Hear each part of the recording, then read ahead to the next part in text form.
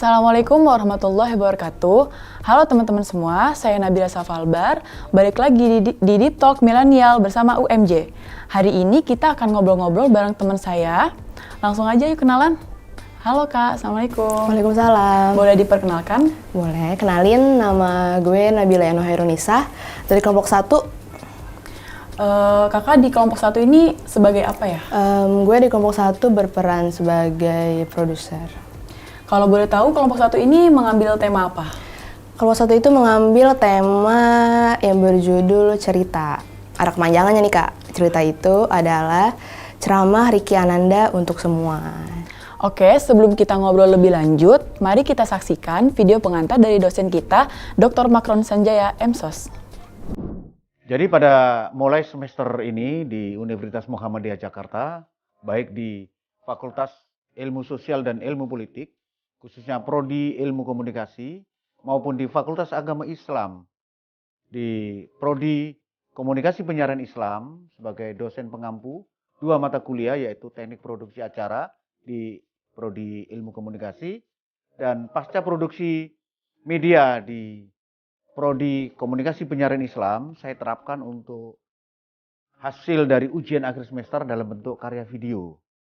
Nah, dari hal yang kami lakukan ini merupakan sebuah, ya boleh dikata sebuah langkah yang baru ya. Sehingga anak-anak ini, mahasiswa ini, kreativitasnya, kemudian ide-idenya kita eksplor, kita bebaskan mereka. Saya sebagai dosen hanya memberikan koridor, batasan-batasan tentang etika dan estetika. Selanjutnya, untuk mengapresiasi dan meningkatkan rekognisi Universitas Muhammadiyah Jakarta, saya sebagai dosen pengampu, ini kita kerjasama dengan TV Muhammadiyah, TVMU, hasil dari karya mereka kita siarkan di media televisi Muhammadiyah sebagai media milik Perserikatan Muhammadiyah yang sudah bersiaran digital terestrial. Diharapkan hal ini memicu semangat, kemudian juga bisa dikembangkan di masa mendatang untuk lebih baik lagi. Dan alhamdulillah dari hasil yang kami monitor, saya sebagai dosen pengampu, hasilnya sangat baik. Dan ini layak untuk disiarkan di industri penyiaran televisi. Oke, kita lanjut ngobrol lagi sama Kak Nabila. Kelompok 1 itu ngambil tema apa ya Kak? Kelompok 1 itu mengambil tema cerita. Yang kepanjangannya itu ceramah dari Riki untuk semua. Oh, gitu, ceramah Kak. berarti ya Kak? Betul. Tujuannya ngambil ceramah itu untuk apa? Apa ya, kalau menurut saya itu tema itu diambil untuk bagaimana secara kita itu saling menolong kepada sama, dari hal yang kecil sampai hal yang besar, dari lingkungan kampus sampai lingkungan yang di luar, gitu Kak. Iya. Oke Kak, kalau boleh tahu proses produksi ceramahnya itu bisa diceritain Kak gimana? Ini kali ya, mungkin aku ceritain bagaimana cara ngeteknya kali ya. Pertama tuh kita tuh ngetek di depan rektorat UMJ. Di kampus berarti? Iya, di kampus benar. Habis itu kita langsung, pokoknya itu ketika yang pas di ceramahnya itu kita tagnya di Grand Park UMJ di belakang. Di situ itu kita benar-benar ngetek full ceramahnya Riki itu. Paling ya footage-nya di sekitaran UMJ aja sih Kak, kayak gitu. Terus nilai-nilai yang bisa kita ambil dari video kelompok 1 yang ceramah itu apa Kak? Nilai-nilai yang bisa kita ambil adalah bagaimana cara kita bisa menolong secara sesama. Nggak beda-bedain yang mana yang tua, yang mana yang muda, kita harus sama rata untuk saling menolong. Gitu sih Kak. Oke, teman-teman penasaran kan video kelompok 1 itu gimana? Langsung aja kita lihat.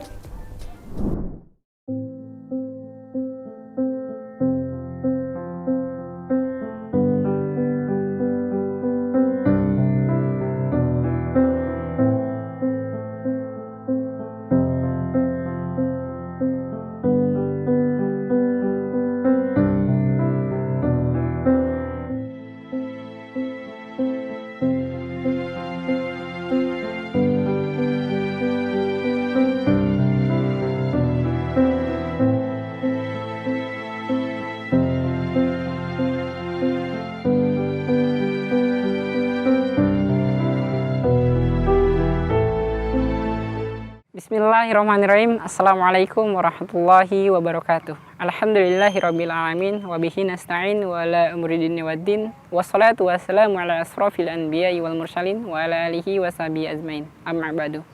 Puji syukur kehadirat Allah atas segala nikmat dan limpah karunia-Nya sehingga kita bisa menghirup udara segar dan beraktivitas sebagaimana mestinya. Dan salawat dan salam tetap terlimpah curahkan kepada baginda kita yakni Nabi besar Muhammad sallallahu alaihi wasallam, pada para keluarganya, sahabatnya, dan kita selaku umatnya yang senantiasa terus menjalankan ajarannya hingga akhir zaman kelak. Nah, teman-teman, di sini saya akan sedikit mengulas tentang bagaimana kita berperan sebagai makhluk sosial dan kewajiban kita selaku umat Islam agar senantiasa bisa saling tolong-menolong. Sebagaimana firman Allah Subhanahu wa taala dalam Quran surah Al-Maidah ayat 2 yang artinya, tolong menolonglah kamu dalam berbuat kebaikan dan takwa, dan janganlah kamu tolong menolong dalam berbuat kemaksiatan atau dosa dan pelanggaran. Nah, orang yang sudah mengakui dirinya sebagai umat Islam memiliki kewajiban untuk mengembangkan perbuatan-perbuatan dan sikap tolong menolong ataupun kekeluargaan kepada makhluk sosial ataupun lingkungannya. Sebagaimana hadis Nabi yang diriwayatkan oleh Imam Muslim, Allah Subhanahu wa taala akan menolong hambanya apabila hambanya mau menolong saudaranya. Hadis riwayat Muslim. Kita semua sudah tahu pada dasarnya manusia adalah sebagai makhluk sosial dan memerlukan peran dari orang lain untuk menjalankan hidupnya dan tidak bisa lepas dari orang lain untuk meneruskan hidupnya di dunia dan mencintai lingkungannya. Nah, untuk hal tersebut ada contoh-contoh saling menolong dalam kehidupan sehari-hari seperti menolong orang lain untuk membuang sampah, menolong orang lain untuk menyeberang, dan apabila ada teman yang kesusahan ataupun kesulitan dalam belajar kita bisa menolongnya, dan apabila ada teman yang motornya mogok ataupun kehabisan bensin bisa kita membantunya dengan mendorongnya ataupun memperbaikinya. Nah, dan pada dasarnya manusia tidak bisa hidup sendiri, dan maka dari itu umat Islam dan agama Islam mewajibkan kepada umatnya untuk saling menolong dalam kebaikan dan janganlah kita menolong dalam berbuat dosa ataupun hal-hal yang dilarang oleh Allah Subhanahu wa taala. Maka dari itu kita selaku mahasiswa harus senantiasa memberikan edukasi kepada masyarakat, terusnya kepada umat Islam dan kepada saudara-saudara kita bahwa kita selaku umat Islam wajib saling menolong dalam hal kebaikan dan janganlah kita saling menolong dalam hal keburukan atau hal yang dilarang oleh Allah Subhanahu wa taala. Dan pada dasarnya Allah Subhanahu wa taala akan memberikan hal yang celaka apabila kita saling menolong dalam perbuatan yang Allah larang. Dan apabila kita menolong dalam kebaikan, maka Allah Subhanahu wa taala akan menjaminkan surga bagi kita. Dan apabila kita saling menolong dalam kebaikan, maka Allah Subhanahu wa taala akan menempatkan tempat yang paling mulia di sisi Allah Subhanahu wa taala.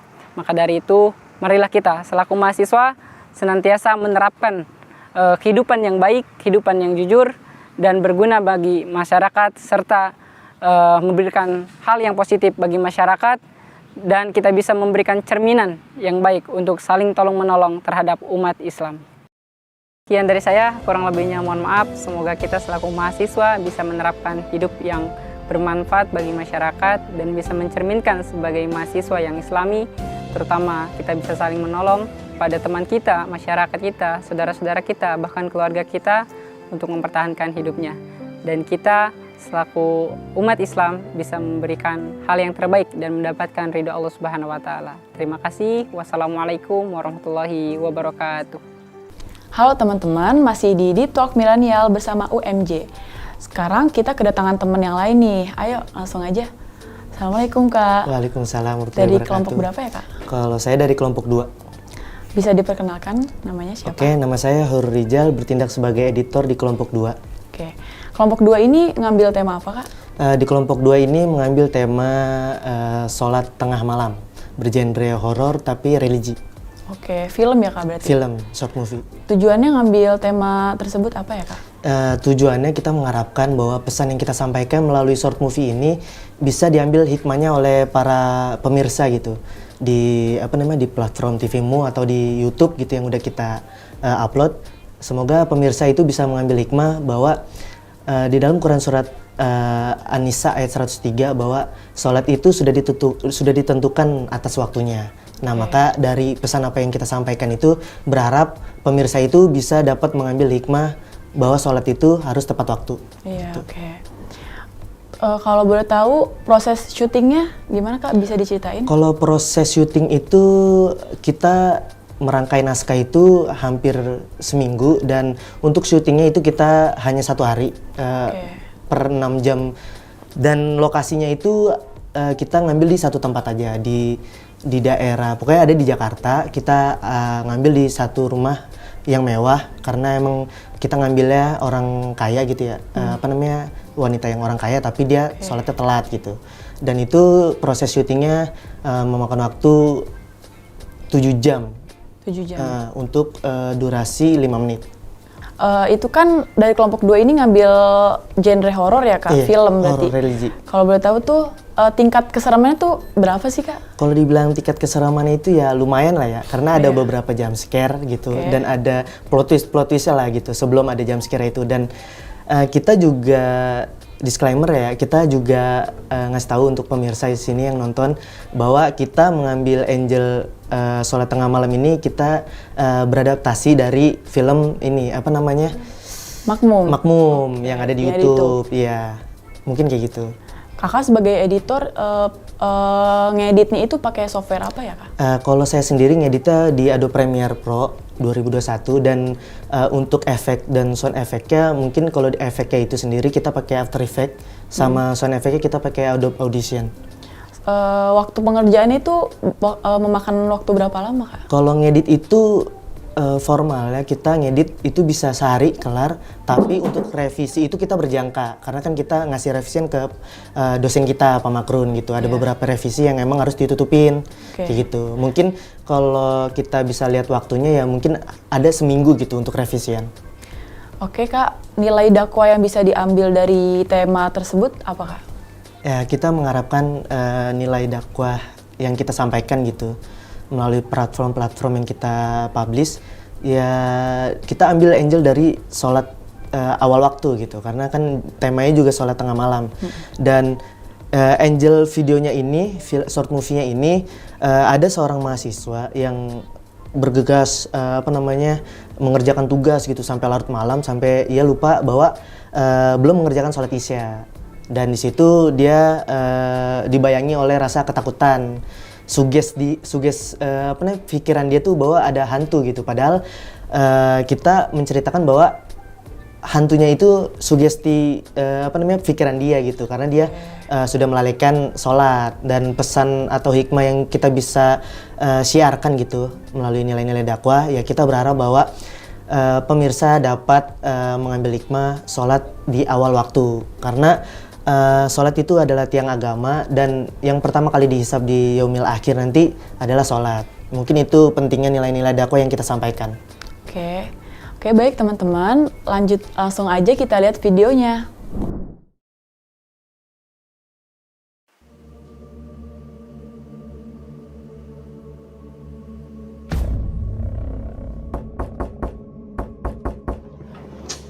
Siapa sih? Perasaan gue aja kali ya?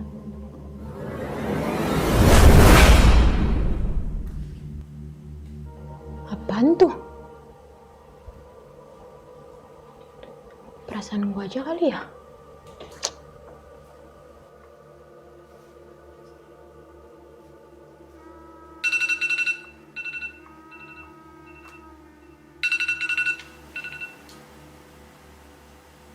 Sholat dulu deh.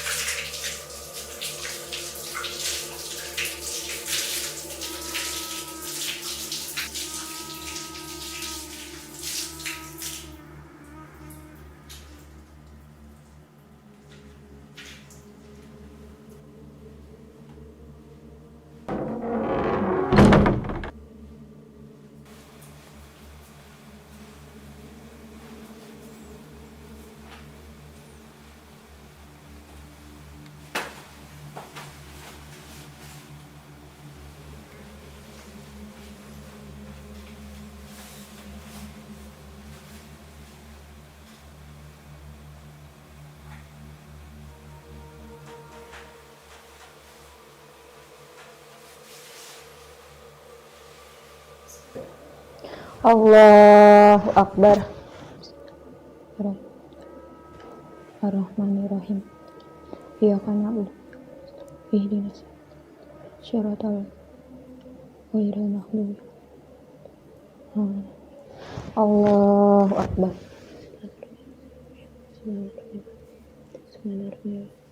Sami'allahu liman hamidah.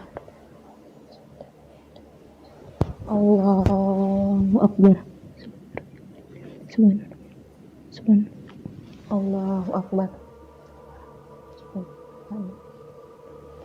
Allahu Akbar. Allahu Akbar. Bismillahirrahmanirrahim. Alhamdulillahirabbil alamin. Arrahmanirrahim. Maliki yaumiddin. Iyyaka na'budu wa iyyaka nasta'in. Ihdinas siratal mustaqim. Siratal ladzina an'amta 'alaihim ghairil maghdubi 'alaihim waladdallin. Amin. Allahu Akbar.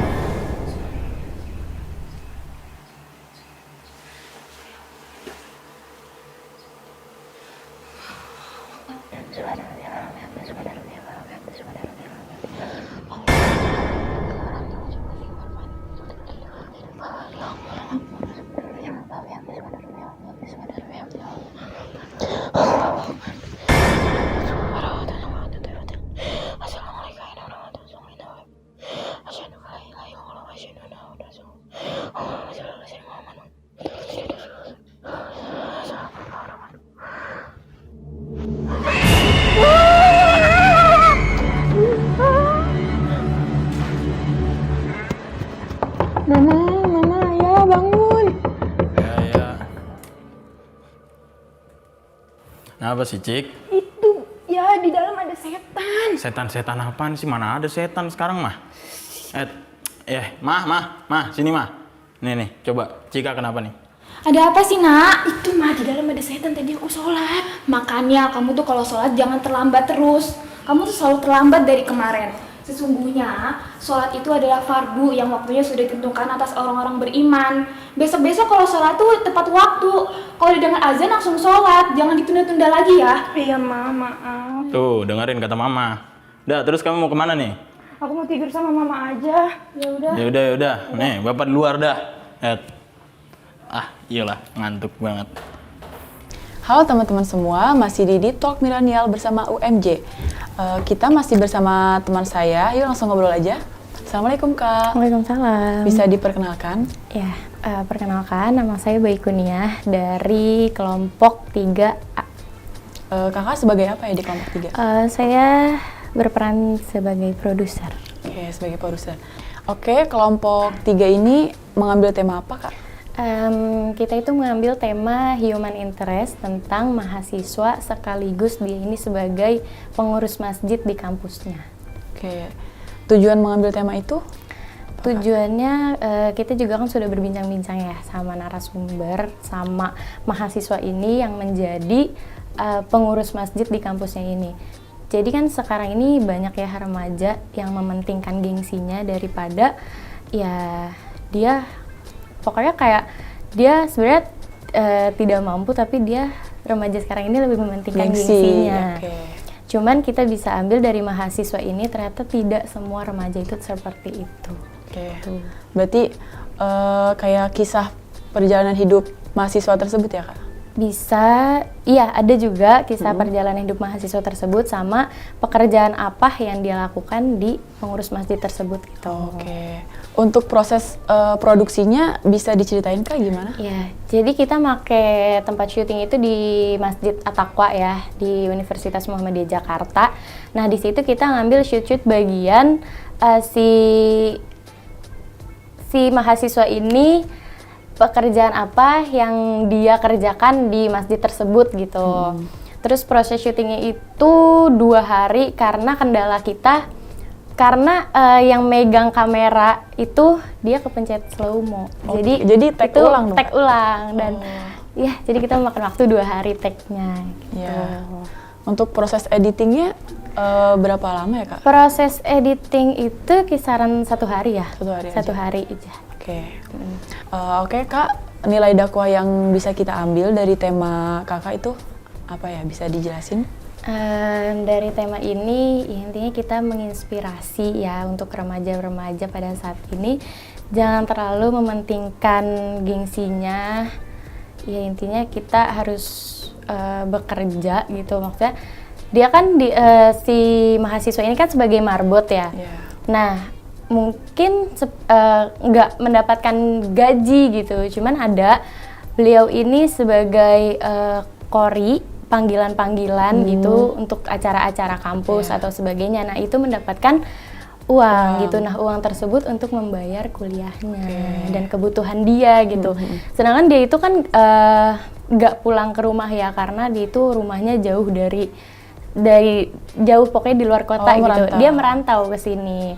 Nah dia punya tempat tinggal di masjid ini dan di saat dia menjadi kori atau panggilan-panggilan MC mendapatkan uang, nah uang itu dipakai untuk biaya kuliahnya. Gitu. Nah, penasaran kan sama videonya? Yuk langsung kita lihat aja.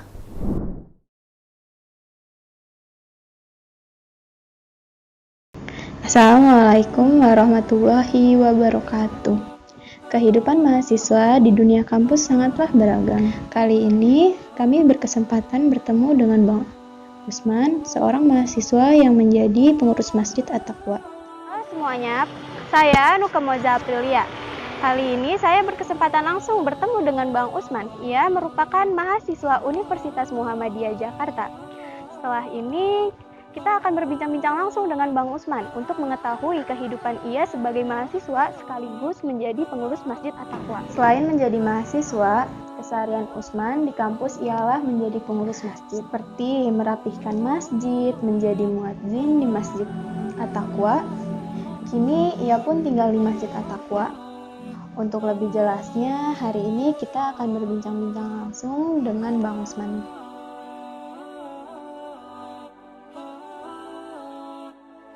Oke teman-teman Bilhal, kita sudah bersama Bang Usman nih. Kita kan sudah tahu nih kalau Bang Usman ini kuliah di UMJ, tapi belum tahu nih dari fakultas apa dan prodi apa. Bang Usman dari fakultas apa dan prodi apa ya? Jadi Fakultas Agama Islam, kemudian untuk prodi manajemen zakat wakaf. Bang Usman ini asalnya dari kota mana ya? Untuk domisili asli itu dari Kota Makassar, Sulawesi Selatan. Bang Usman kan di sini ngurus masjid ya. Terus di masjid ini ada tempat tinggal atau mes gitu nggak buat Bang Usman beristirahat setiap hari? Ya di sini kami disediakan fasilitas kamar.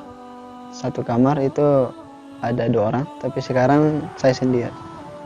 Kemudian ada fasilitas dapur untuk masak, kemudian ada fasilitas kamar mandi untuk pengurus dan kantor.